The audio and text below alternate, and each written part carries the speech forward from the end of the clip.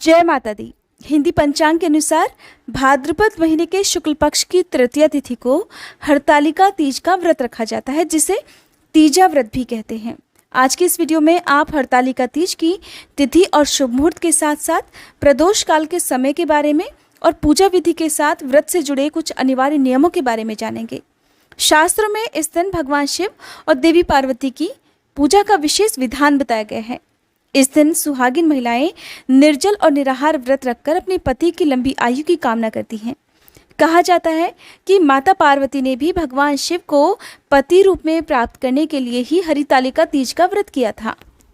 हरतालिका तीज को साल भर में पड़ने वाली सभी बड़ी मुख्य तीजों में से एक तीज माना जाता है। जो लोग इस दिन व्रत भी ना रख पाए तो उन्हें भी इस दिन विधि विधान से भगवान शिव और माता पार्वती की पूजा जरूर करनी चाहिए। साल 2022 में 30 अगस्त मंगलवार के दिन हरतालिका तीज है और इसी दिन उपवास भी रखा जाएगा। हरतालिका तीज का व्रत सुबह से लेकर रात तक रखा जाता है। 29 अगस्त सोमवार को दोपहर में 3:21 से तृतीया तिथि प्रारंभ होगी, जिसकी समाप्ति होगी 30 अगस्त मंगलवार की दोपहर 3:33 पर। उदया तिथि के अनुसार 30 अगस्त मंगलवार को ही इस बार व्रत रखा जाएगा। 30 अगस्त मंगलवार को सूर्योदय का समय रहेगा सुबह 6:12, सूर्यास्त का समय रहेगा शाम 6:42 पर। सुबह की पूजा का शुभ मुहूर्त रहेगा सुबह 6:09 से लेकर 8:37 तक।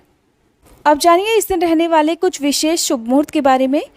तो मंगलवार के दिन ब्रह्म मुहूर्त का समय रहेगा सुबह 4:29 से लेकर 5:14 तक।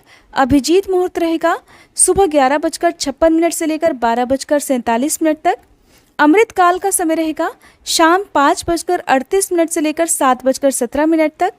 शाम की पूजा का शुभ मुहूर्त रहेगा जो कि प्रदोष काल का समय रहेगा शाम 5:57 से लेकर 7:27 तक।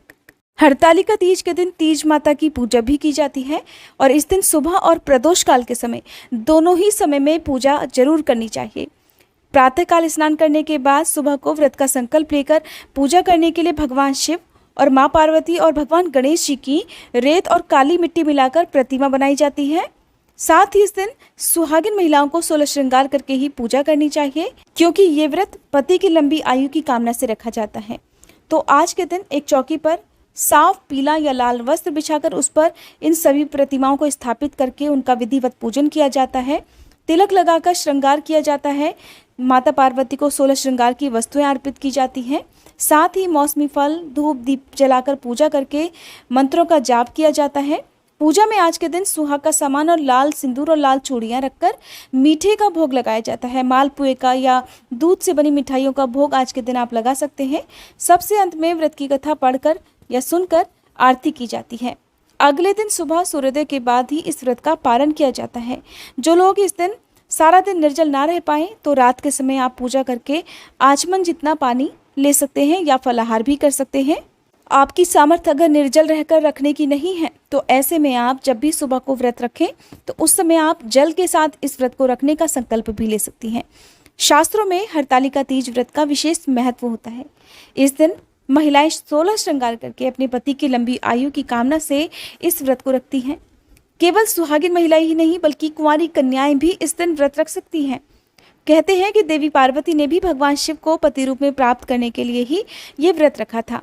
कुंवारी कन्याएं अगर इस व्रत को रखती हैं तो उन्हें मनचाहे जीवन साथी की प्राप्ति होती है, भगवान शिव जैसे गुणों वाले वर की प्राप्ति होती है, सुहागिन महिलाओं के सुहाग की रक्षा होती है, उनकी संतान की रक्षा होती है।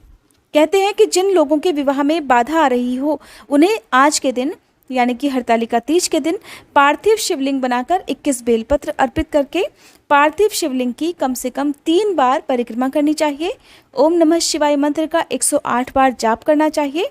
भगवान शिव और देवी पार्वती का गठबंधन कराना चाहिए। जिस तरह से वर और वधू के फेरे कराए जाते हैं तो उसी तरह से आप माता पार्वती और भगवान शिव के बीच में चुनरी बांधकर गठबंधन कर सकते हैं, जिसमें 3 गांठ लगाई जाती हैं। आप कलावे से भी गठबंधन कर सकते हैं। गठबंधन करने के साथ ही आप माता पार्वती को श्रृंगार की सामग्री अर्पित करें, कोई भी फल या मिठाई अर्पित करें और अपनी मनोकामना पूर्ति के लिए प्रार्थना करें।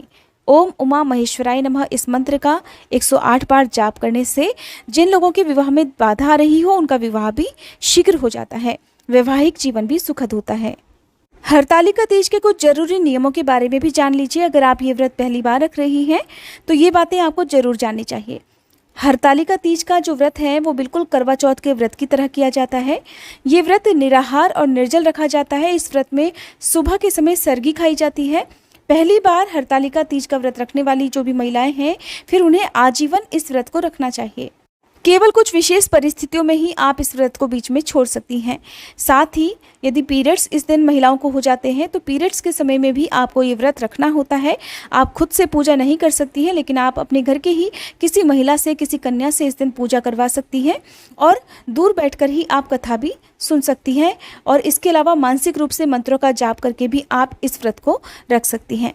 हरतालिका तीज का व्रत रखने वाली जो भी महिलाएं या कन्याएं हैं, उन्हें दिन के समय नहीं सोना चाहिए। रात को भी जब तक संभव हो उतनी देर तक जागरण करके भगवान के और माता रानी के मंत्रों का जाप या भजन कीर्तन करना चाहिए। व्रती महिलाओं को इस दिन बिल्कुल भी क्रोध नहीं करना चाहिए। क्रोध रखने से या दूसरों के प्रति बुरे विचार मन में आने से भी ये व्रत खंडित हो जाता है। व्रत का पूर्ण फल प्राप्त नहीं होता है। इस व्रत को जो भी महिलाएं निर्जल रखती हैं, उन्हें एक दिन पहले भरपूर मात्रा में लिक्विड चीज़ें, फलों का जूस या खूब भरपूर मात्रा में पानी जरूर पी लेना चाहिए। और क्योंकि ये 24 घंटे तक निर्जला ही व्रत रखा जाता है, ऐसे में अगर आपकी सामर्थ्य हो तो आप 24 घंटे ही इस व्रत को निर्जला रखें। यानी कि जिस दिन आपने उपवास रखा है, सुबह से लेकर अगले दिन के सूर्योदय तक जल पीना मना होता है। तो अगले दिन ही आपको जल, आचमन जितना जल लेकर पहले व्रत खोलना होता है। उसके बाद आप भरपूर मात्रा में पानी या कोई भी फल जूस वगैरह आप ले सकते हैं। जो भी महिलाएं हर साल इस व्रत को रखती आ रही हैं, किसी कारणवश अगर आप इस बार व्रत रखने की स्थिति में ना हो, स्वास्थ्य संबंधी कोई परेशानी हो या प्रेग्नेंट हो, ऐसे में आपके लिए भी कुछ उपाय बताए गए हैं। तो इस बार आप अपने घर की ही किसी महिला से या कन्या से भी इस व्रत को रखने के लिए कह सकती हैं। वैसे सुहागिन महिला से यदि ये व्रत रखने को आप कहेंगी तो आपके लिए ज़्यादा अच्छा होगा। इसके बदले में आप उन्हें सुहाग का सामान और बाद में दक्षिणा भी जरूर दें। साथ ही माता पार्वती और भगवान शिव की पूजा करके उनसे व्रत ना रखने के लिए क्षमा याचना भी करनी चाहिए और अगले साल आपको ये व्रत रखना चाहिए। श्रद्धा के साथ आप माँ पार्वती और भगवान शिव की पूजा करें। साथ ही आपको इस दिन व्रत ना रखते हुए भी भगवान की पूजा जरूर करनी चाहिए। व्रत की कथा पढ़नी और सुननी चाहिए।